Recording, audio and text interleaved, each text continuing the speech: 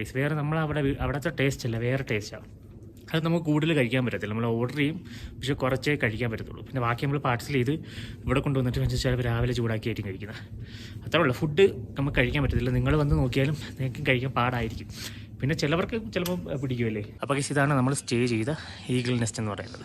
Heater എല്ലാം ഉണ്ട്. നമുക്ക് വേണമെങ്കിൽ മറ്റേ അതിൻ്റെ പിന്നെ ഗീസർ അല്ലേ, ഗീസർ സെറ്റ് ചെയ്തതിനും പിന്നെ ഹീറ്ററുണ്ട്. അല്ല അതുമല്ല, ചൂടുവെള്ളം വേണമെങ്കിൽ കുടിക്കാൻ വേണമെങ്കിൽ ചൂടുവെള്ളം വരെ ചൂടാക്കിക്കൊണ്ട് തരും. എല്ലാം നല്ല സർവീസാട്ടോ. പിന്നെ വൈഫൈ ഉണ്ട്. പിന്നെ 24 മണിക്കൂറും CCTV ഉണ്ട്. സേഫാണ്. ഓക്കെ, ഇവിടെ ടൂർ പാക്ക് ഉണ്ട് കേട്ടോ. ഓക്കെ ഗൈസ്, അപ്പം ഞാൻ എന്തായാലും ഇതിൻ്റെ Instagram ID ഡിസ്ക്രിപ്ഷൻ കൊടുത്തിരിക്കാം, ലൊക്കേഷൻ ഡിസ്ക്രിപ്ഷൻ കൊടുത്തിരിക്കാം. ആ ചേട്ടനാണ്.